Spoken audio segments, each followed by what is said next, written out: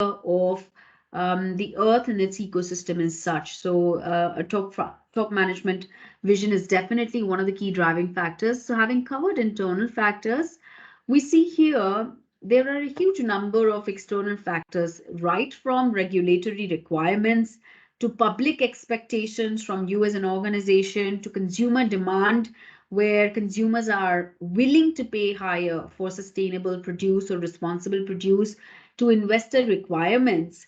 There are also sustainable financing options that are available for companies that are sustainable, that are ESG compliant, and are able to declare on their ESG narrative. So, as a huge number of these factors are driving sustainability reporting today. You're all very well aware of how and why the ESG information ecosystem is complex, but let me tell you a little bit about it.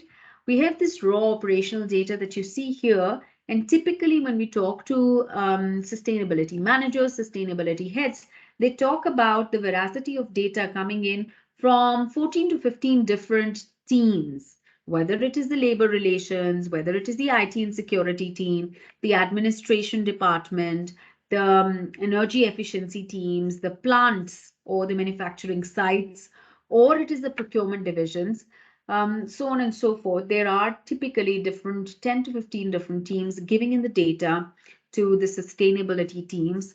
Now, this data needs to be collected. This data then needs to be massaged and managed, and this data needs to be reported.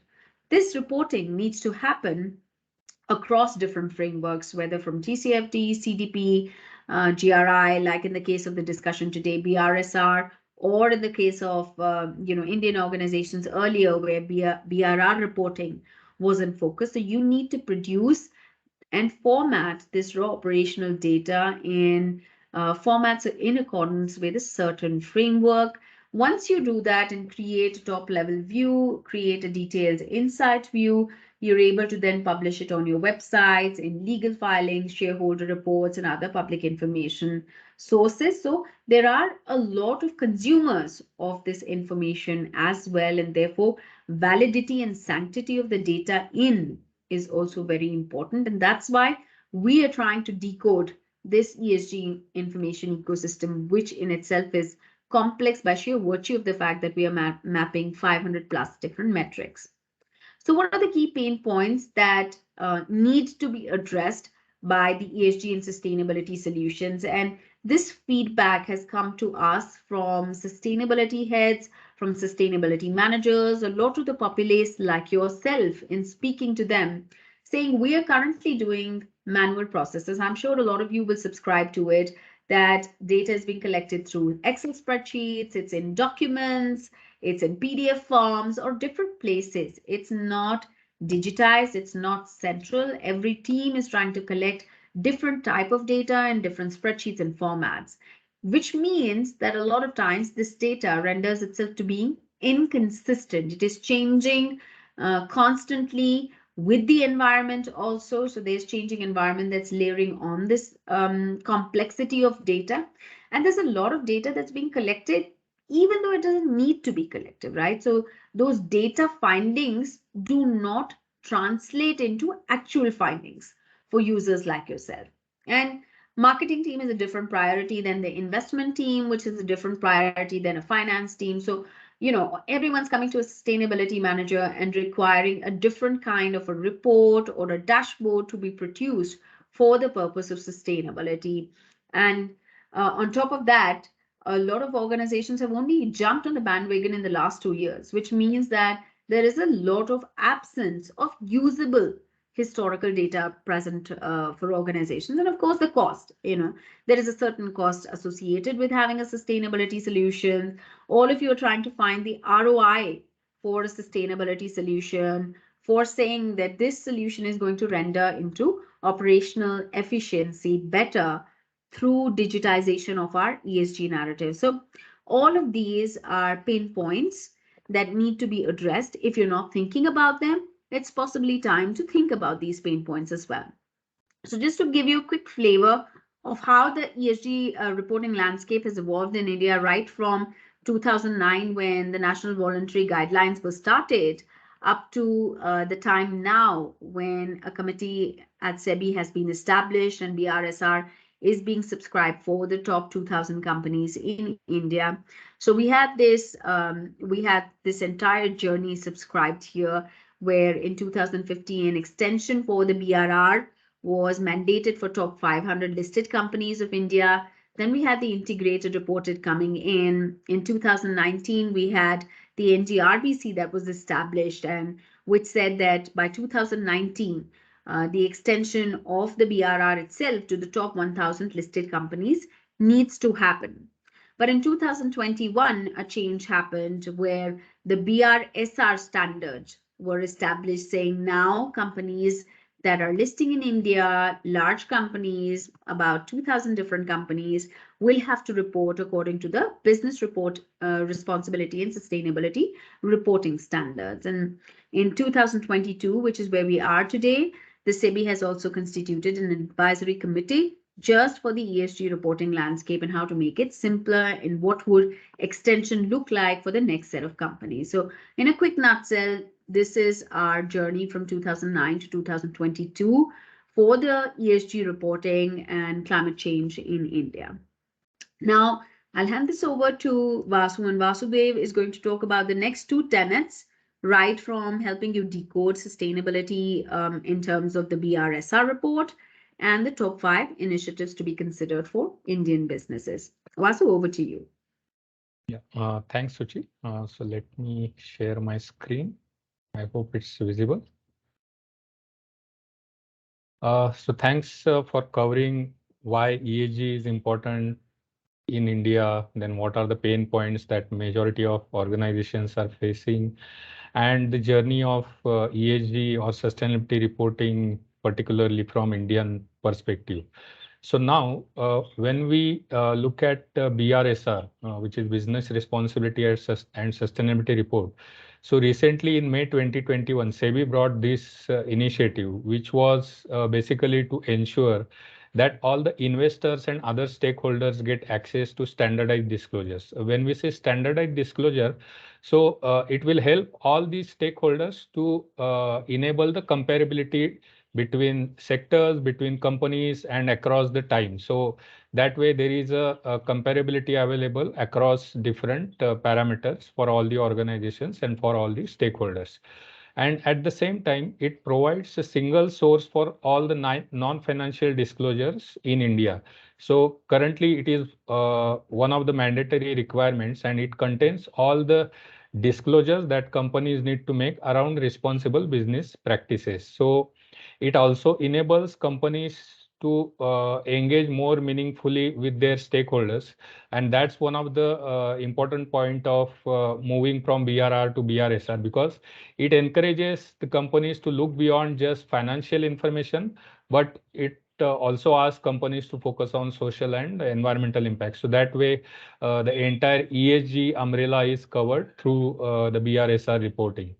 And unlike majority of reporting frameworks that we have seen in the recent past, like GRI, CDP, TCFD, etc. So majority of them are voluntary, and some countries are going for mandatory requirements in terms of making regulation. But in India, BRSR is mandated by government. So that's only initiative in terms of ESG or sustainability, which is driven by the government. And in terms of its applicability, most of you are aware that it is mandatory for top 1,000 listed companies by market cap, and you need to report mandatorily from FY 2022-23.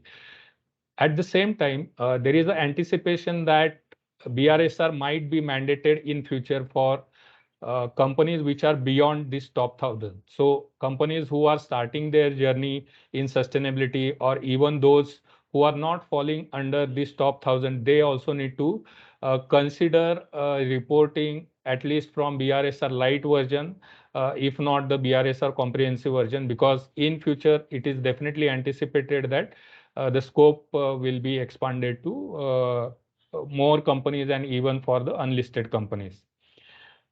Then as we saw earlier, so one of the evolution for BRSR requirement is the BRR, which was earlier Business Responsibility Reporting Initiative. And how BRSR evolved from that is the committee identified some gaps or say improvement points, and those were addressed when the BRSR was launched in May 2021. Another important document that is fundamental to BRSR is National Guidelines for Responsible Business Conduct. So that is basically covering the 9 principles of NGRBC, and these are the backbone for all the BRSR disclosures that you need to make. And basically, these 9 principles have evolved from the SDGs, so which is United Nations Sustainable Development Goals. So UN has developed these goals so that you can have more say sustainable future for all the community and all the organization, and it covers range of ESG parameters starting from poverty, zero hunger, or say climate change, other environmental parameters like degradation, and even social and governance parameter like gender equality, reduced inequalities, etc. So that way, it touches upon majority of the ESG parameter. And then from these 9 principles were developed by the NGRBC. So we can see that each of these principle has a description. It has a title, it has a description, and then it tells you what is the requirement and what actions you need to take. So that way they form the core elements of these NGRBC principles. And you can see that when we carefully look at these 9 principles, we can divide them in the ESG gamut, separate umbrella of say E, S, and G parameters. So if you look at principle 2, principle 6, which are talking about safe and sustainable goods services, respecting and restoring environment. So they are particularly focusing on environmental aspect of ESG. Then if we talk about principle 3, that is touching upon employee well-being, principle 5 talking about human rights, principle 8 talking about inclusive growth and equitable development. So that way it covers many of the social parameters of ESG umbrella. And then other principles, principle 1, principle 4, 7, and 9, they cover the governance parameters. So that way, if we carefully look at the NGRBC principles, they are covering the ESG umbrella as a whole. Then after we understand how the BRSR was evolved, then decoding the BRSR actual requirement or what format is prescribed by the BRSR committee. So there are 3 sections for BRSR reporting, and section A covers general disclosure. So all the questions related to company information or employee related information. So those will be covered under section A. Then section B touches upon management and process related disclosures, and section C is basically covering principle wise performance disclosures. So whatever 9 principles we saw, so these principles have disclosures requirement or KPIs, and then those KPIs are divided basically into 2 kind of indicators. So as the name suggests, essential indicators which are mandatory for all the organizations who are reporting for BRSR, and then leadership indicators which are currently voluntary.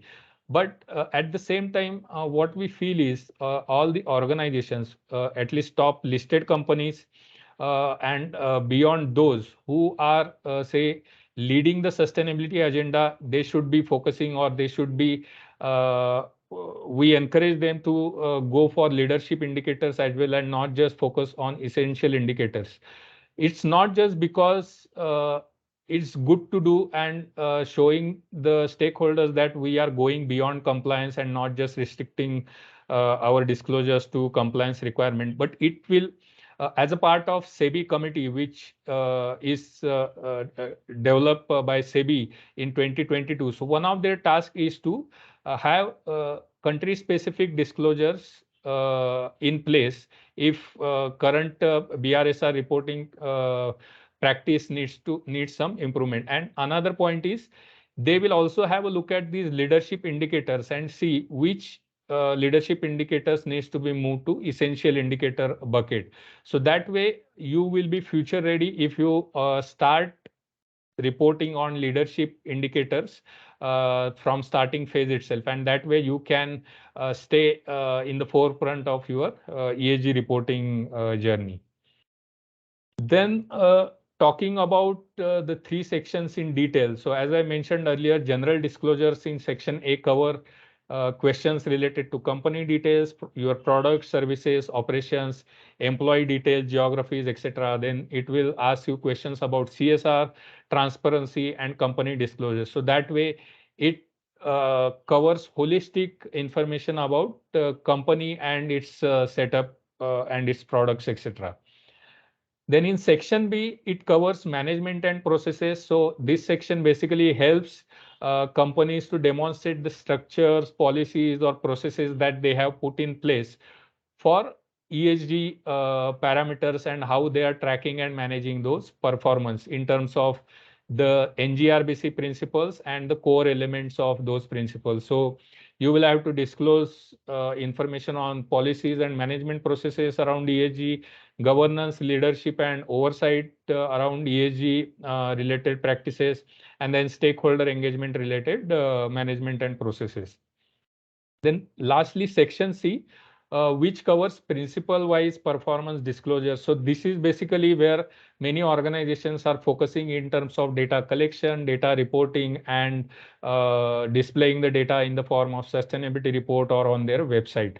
So it is basically asking you questions and then asking you to provide response based on the uh, performance criteria or principles that we saw earlier, and then you will have to respond to those questions in the form of essential indicators and leadership indicators. So they are divided into these two categories. So some examples of essential indicators could be data on training programs, environmental data in terms of energy emissions, water waste, etc. Or in terms of social aspect, you may have to report on impact generated by the company, etc. So these are the kind of essential indicators example. And then coming to leadership indicators, which are currently not mandatory, but we encourage, as I said earlier, to report on, say, data on KPIs such as life cycle assessment, details on your conflict management policy, additional data on biodiversity, energy consumption, etc.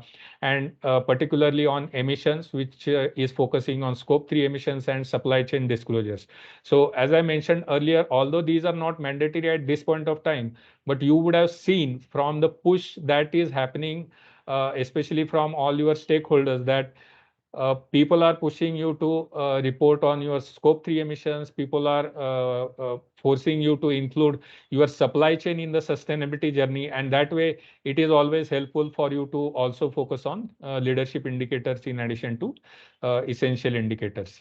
So this was about like some brief summary of BRSR and what is expectation from you when you are going for BRSR reporting.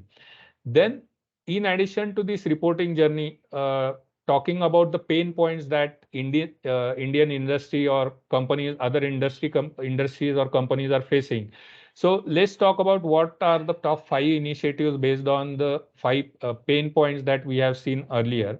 So you can see that whenever organization is starting their sustainability journey, most of them start with carbon offset, carbon accounting, or having their GHG inventory ready so that they can think about how they can mitigate those carbon emissions by taking certain actions. So that is one thing that each organization needs to focus on.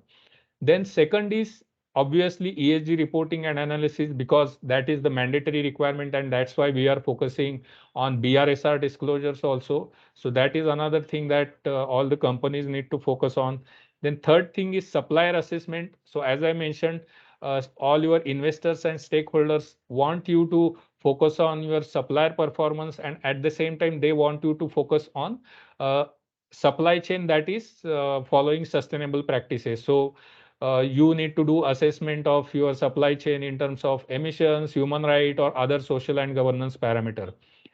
Then fourth thing that is very important is analysis of your sustainability portfolio. So many times sustainability risks are non-financial, considered as non-financial risk, and they, if they are ignored for a longer time, then obviously they tend to be financial risk. And then instead of waiting for this thing to happen, it is always better to have a risk assessment approach or analyze this risk at right point of time. So that is another critical point in your sustainability journey, to identify and analyze those risks.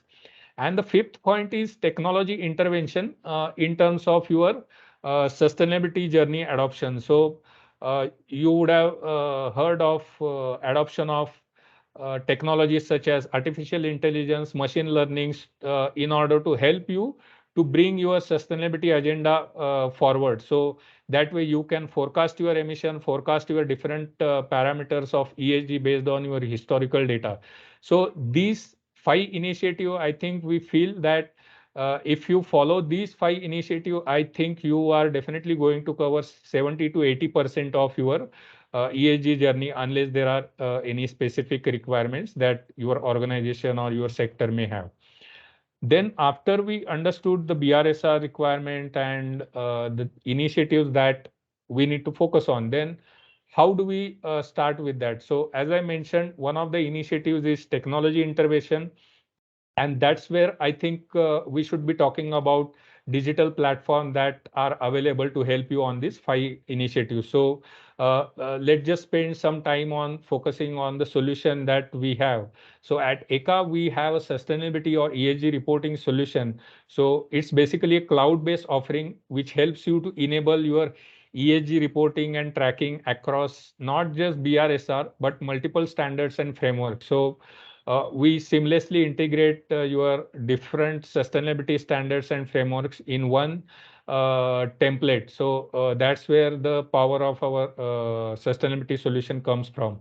So it is a SaaS-based solution also available on Microsoft Azure, and then it offers enterprises ability to track, measure, and gain meaningful insight across different ESG parameters, not just carbon emissions, not just supplier engagement. So you can track many ESG parameters on our solution, and that way you can plan and manage your ESG and sustainability journey. So how we do that is we have one template that cuts across more than 8 frameworks covering GRI, TCFD, SASB, GRESB, etc. So these are widely accepted frameworks, and that way our solution is not framework agnostic. So if the frameworks evolve or there is any new framework that comes up, we can bring that framework on our platform. So that way we feel that our solution helps you to increase the ESG program ROI for your organization. We can see significant increase in ESG program ROI. And what we have seen from our recent implementations is our customers are seeing significant drop in the data collection and reporting time, because we are automating their process of data collection, and that way consistency is brought across their different data collection parameters.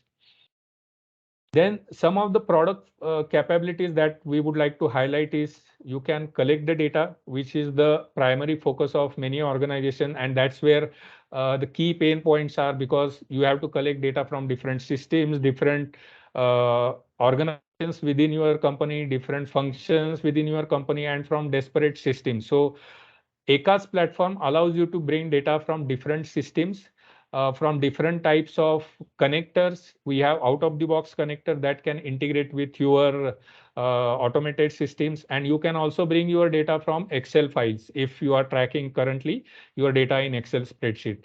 Then you can process the data on our platform. So our powerful analytics engine helps you to process the data by using our enrichment functionality, and that way it helps you to create different dashboards in the form of different visualizations that your organizations require, based on the hierarchy of your organization, based on the requirement of your organization, etc. We have 40 plus chart options to create different visualization, and that helps you to ultimately create different reports. You can generate different reports to match different frameworks, different reporting requirements, etc. So these reports can be shared internally, can be used for your external reporting purposes. So that way our product has capability to cover your sustainability journey from start of data collection towards end, that is data reporting, which is the ultimate aim of your reporting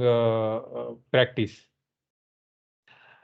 Then how we cover that is we have more than 100 plus insights which are readily available on the platform, and you can see that these are the three core apps that we have on the platform, and we cover all the ESG parameters under these three apps: corporate sustainability, environment sustainability, and health and safety app. And all the pre-configured insights related to these categories are uh, populated under these three apps. But that doesn't mean that uh, you only have to restrict to these insights. So these insights are just coming out of the box. You can have your own insight depending on the parameters of your interest or parameters of your choice. So that way our platform is highly flexible and customizable to meet your own requirements. Then just before I hand over to Suchi, let me just show you some glimpses of our platform, or say samples of insights that you can see based on the five initiatives or key use cases that we identify earlier. So you can see your carbon accounting and offsetting data on our platform in various format. You can have data by organization type, data by process type, data by operation type, etc. Then you can have historical emissions also. So it's not just reporting for current year. You can have data for historical emission. You can represent the data in different formats. Then coming to ESG reporting and analysis, you can have different dashboards to track your different parameters. Like if you want to track your goals and targets, you can do that in the form of dashboards. And same way you can monitor them at the different levels of your organization. So you can see that you have more than 100 plus insights. Some of the examples are shown on the screen. So they cover all the ESG parameters of your interest and the requirements of frameworks like BRSR or other voluntary reporting frameworks. So these help you to track the parameters, and as soon as the data in the back end gets updated, all these dashboards will get automatically updated. So you will see that when the data gets updated in the background, all these figures that you are seeing on the screen will get automatically updated.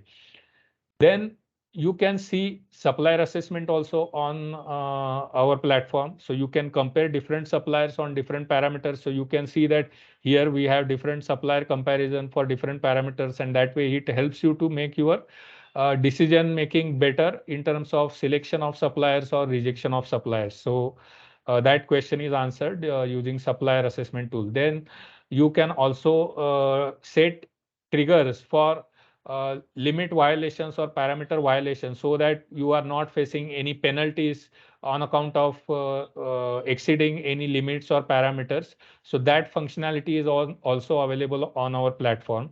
And then, as I mentioned, the last case of AI and ML modeling. So you can do AI and ML modeling on our platform for projecting future emissions based on the historical data that you may have. So for example, you may remember that SBTI or frameworks like TCFD, they ask you to evaluate your carbon emissions for different scenarios. So that forecasting or that analysis you can do on our platform using the AI ML functionality. So you can see you can have optimistic, realistic, pessimistic forecasting for your carbon emissions and even for other parameters. So these are just example of some of the insights that are readily available on our platform. So I will take a pause here and I will hand it over to Suchi to speak on how we manage the risk on our platform. Thanks, Vasudev. I think that was really comprehensive. I was also reading a few comments as I was replying to some. Looks like a lot of folks have enjoyed this part of the session. So that's good that people are finding value. Taking on from Vasudev, we talked about why ESG has importance. We decoded the BRSR framework for you. We talked about the primary initiatives and use cases as sustainability managers that you should consider within your businesses. And now we're going to talk about managing the risks while implementing ESG practices. Now, Vasudev did allude to some of the risks that you need to also be wary of, right, during your sustainability program. So I'll just talk a little bit more about it. Now, a lot of times what happens is that because sustainability risks are of eminently non-financial nature, your finance departments or compliance departments are not looking at them holistically. They are still considering them on the back burner. But there are multiple measures used for monitoring emissions, whether on health and safety risk, whether on the climate risk or emissions risk, etc., that exist, and because of which businesses can temporarily or primarily get shut down. So these are imminent risks that for organizations need to be managed really well, whether on health and safety, whether on water, waste, deforestation, biodiversity, or even labor related risks, right? So these are risks that companies need to manage. And while we talked about the corporate sustainability, environmental sustainability, and health and safety charter, where you can manage 500 plus different metrics, you can also set risks within this sustainability solution such that you are able to get a real-time view of whether it is your emissions or your other different metrics to track. So here you can see that we have applied for some scope 3 emissions, for scope 3 chemicals of a company. We've tried to apply a few risks. So what happens is that you're able to track your scope 3 emissions risk. You can charter, give limits, and whenever there is a risk that is going beyond a certain charter, you will get a notification on either your mobile or your WhatsApp or an email or even a notification on the web app itself. You'll be able to manage and monitor the risk real time, right? So that's on the management of the risks. Recently, Vasudev alluded to the fact that where we've done implementation, some of our clients have been able to find a certain, rationale where they have reduced the data collection time itself from 4 to 6 months, which it used to take them earlier, to now 8 to 10 weeks that takes them after implementing the ECA's sustainability and ESG reporting solution, right? So I saw one of the comments in the chat boxes where the comment says that, we have all this data being collected in different ERP systems or other systems, and those systems are not talking to each other.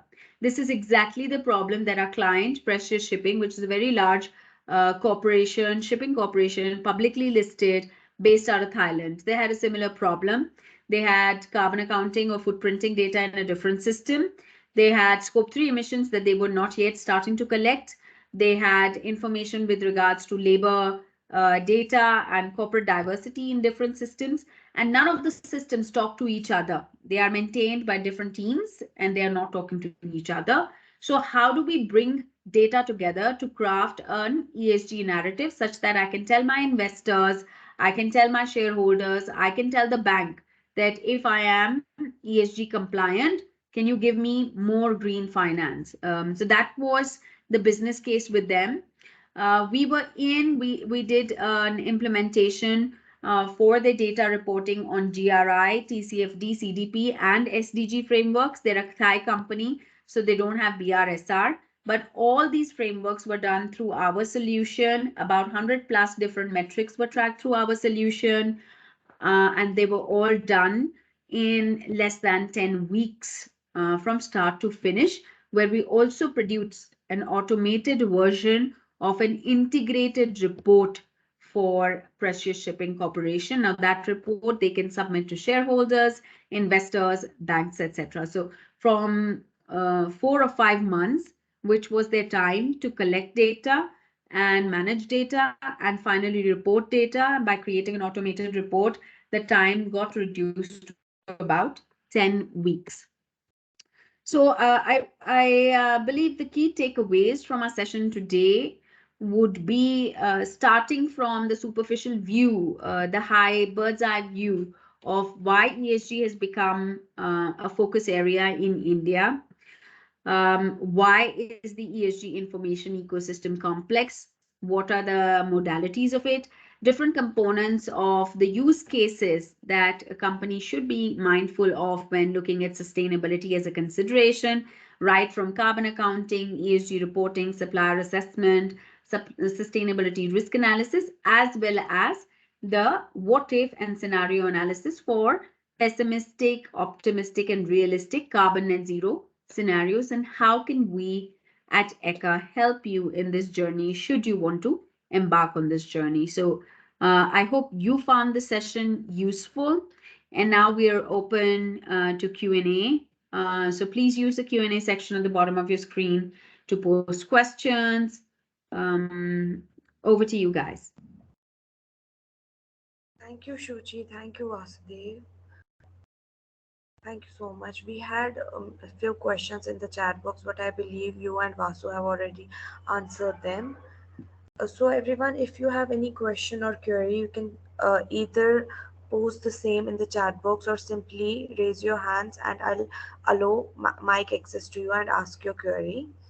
And meanwhile, Shuchi, I have received a question directly Sure. and I'll read it.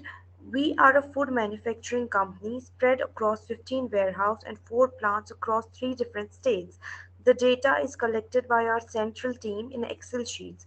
Does your tool allow us to set this kind of organizational structure so that one side data can't be viewed by other side, but at the same time, depending on the organizational hierarchy or structure, the top people and central team can see the data of all relevant sites? Yeah, absolutely. This is a very relevant question. So, good question. This is actually the story of one of the recent most implementations that we have done. And that implementation is large scale, done across multitude of different countries also. And Vasudev has been at the helm of that implementation. Vasudev, do you want to take this question for the implementation that we recently did? Yeah. So I think most of the complex organization will have similar kind of structure. So in this particular implementation also we had around 15 sites which were spread across 3 countries, and also they had different operations. So say refinery, packaging, etc. And we were able to successfully build that organization structure in the similar way that you have asked for. So their corporate team is able to see the data from all the manufacturing sites, but at the same time, data of one site is not being seen by other sites. So that way, one site will have access to only update and see the data of their own. At the same time, if one person is responsible for 3 sites, we can also allow that person to see the data of 3 sites. So it's not that only bifurcation could be corporate team and plant team.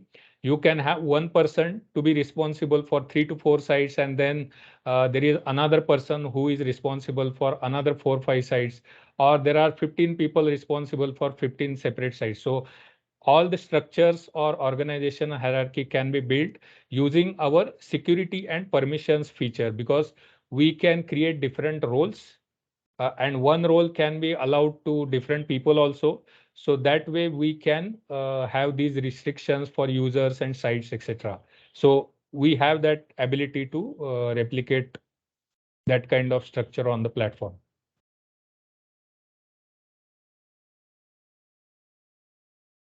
I hope that answers your question, whosoever had asked this question.